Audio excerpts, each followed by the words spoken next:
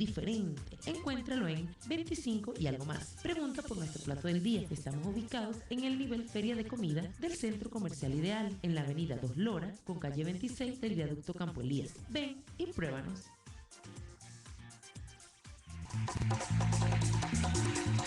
Soy Maida Bendaño y te invito a visitar nuestro portal www.seglaca.com.be.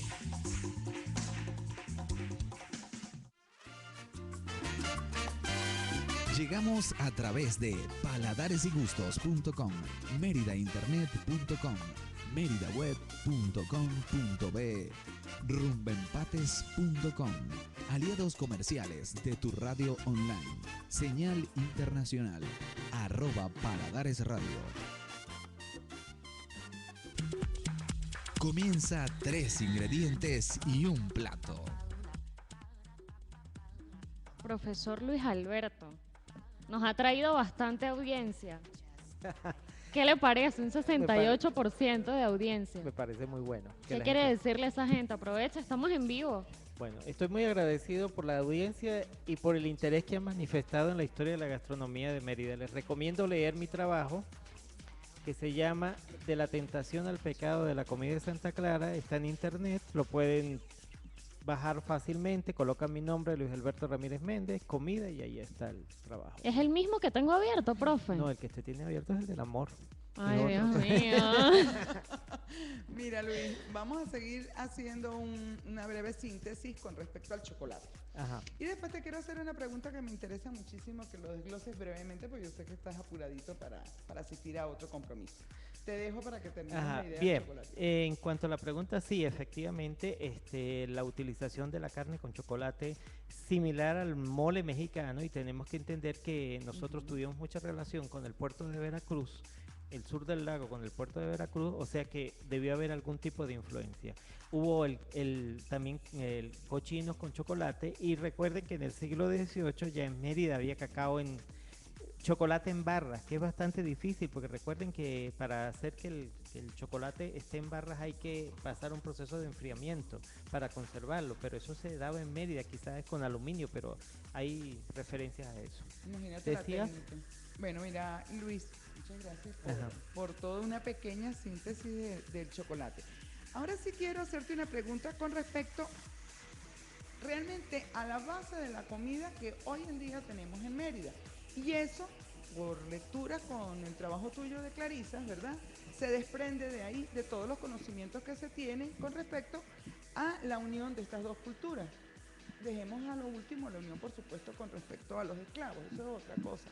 Pero háblame un poco de la incorporación de la comida o de los fogones de Santa Clara y su repercusión en la comida merideña. Sí, el convento de Clarisas fue un convento para las mujeres privilegiadas de Mérida. Eran las mujeres de la élite merideña, las mujeres más importantes fueron las que profesaron en Santa Clara, y por lo tanto eran las personas que recibían la mayor atención y con mayor esmero. Pero recuerden que las monjas siempre se han destacado por su arte culinario, el mejoramiento de inclusive las técnicas, ¿no? Las monjas se destacaron en la preparación de los dulces. Generalmente las visitas eclesiásticas hablan siempre del obsequio de los dulces y la comida a los... Te robo un segundo ahí. Entonces, la herencia de la granjería famosa merideña se desprende de ahí, Luis. Sí, es muy probable, porque recuerden que ellas fueron maestras en ese oficio. Y recuerden que había en Mérida desde muy temprano, de finales del siglo XVI, principios del XVII, habían cultivos de caña. O sea que no sería nada de extrañar que ya el momento de la creación de las conservas de fruta fuera avanzado. Y el caso de los dulces abrillantados es un invento del convento de Clarisas de Mérida, que es un dulce eminentemente merideño. Aunque hay gente que ha querido discutir y que eso tiene que ver con la parte norteafricana. Según la referencia que yo tengo, fue un accidente en la cocina, se les pasó el azúcar y se cristalizó. Entonces ellas, para no perder el azúcar, hicieron dulces con eso, de leche, y lo rodearon y lo pintaron y le pusieron las figuras, y a partir de ese momento comienza a ver los dulces abrillantados, ¿no? Que es una tradición muy merideña, ¿no? Así es. Y por supuesto la cultura del trigo, porque Mérida tiene una gran cultura del trigo. Y las monjas tenían tenían fogones y tenían precisamente un horno destinado a cocinar el pan que ellas consumían, e inclusive ellas hacían las hostias para todas las iglesias de la ciudad. Se dice que en las tardes, a la hora de hornear, toda la calle de la Barranca, que es la actual Avenida Lora, olía a pan fresco porque ellas estaban horneando pan, ¿no? Entonces ellas tenían... y lógicamente había un intercambio entre lo que ellas cocinaban y la sociedad, porque ellas enviaban sus platos fuera del convento y los obsequiaban a la gente más importante, a las personas, inclusive al obispo, el obispo que vivía en la calle de Lazo, porque el obispo Lazo se llama así, por eso es que se llama la calle. Enfrente de las monjas le mandaban todos los días al mediodía un plato de sopa. No olvidemos, pienso yo, tú me corriges, que en esos conventos, en el convento de Clarisas también estaban las siervas. Sí. Y las siervas fueron unas grandes, vamos a decirlo así,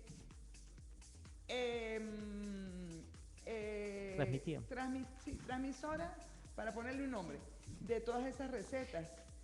Sí, pero nosotros tenemos que entender que dentro del convento habían las esclavas que no salían, igual que Susana.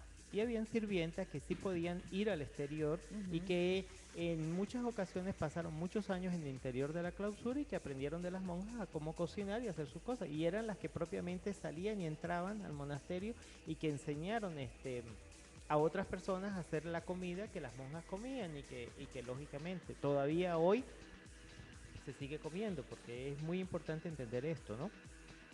Que hubo... Inclusive, por eso el artículo mío se llama de la tentación al pecado, porque llegó un momento en que cuando las monjas profesaban hacían una fiesta y hacían tremendas viandas, etcétera. Entonces el obispo cuando llega dice, pero ¿cómo van a hacer esto dentro de un convento? Esto no puede ser, esto es pecado y no sé qué, y se arma el tremendo lío. Se arma tremendo lío con las monjas y después envían a la Magirrubí, no, es que esa es la tradición aquí, bueno, no importa, no ha pasado nada, que sigan mandando la comida y que me manden a mí también. Pues mira, Luis, de verdad que muy agradable. Te voy a despedir yo, pero realmente la que despide es Marita. Esta pequeña síntesis de la gastronomía colonial merideña. Nos agradó muchísimo. Es bueno para todos enterarse un poquito, porque lo que siempre comentamos, los merideños de verdad nos hace falta conocer Mérida. Mérida es una pequeña ciudad, pero muy grande en todo y cada una de sus culturas. Sí, es así. Bueno, profe, igualmente muy agradecida de su presencia acá, de esta pequeña clase. Para mí fue una clase de gastronomía bastante importante, totalmente acertero el comentario de la profesora Mari Carmen. Conocer un poco sobre la cultura merideña, porque somos muchos los que no sabemos acerca de ella. Y de verdad pues espero que tengamos la oportunidad de tenerlo acá en una próxima ocasión. Sí, y vamos a profundizar sobre distintos platos y sobre costumbres y sobre aliños y sobre muchas otras cosas que tiene muy interesante la historia de Mérida. Lamentablemente, pues como dijo Carmen María, tengo que retirarme porque tengo otro compromiso y bueno, espero estar a disposición de ustedes cada vez que ustedes lo deseen. Gracias, estaremos acá. Muy amable. Por supuesto que sí. Vamos con música y ya regresamos para finalizar el programa por la tarde de hoy.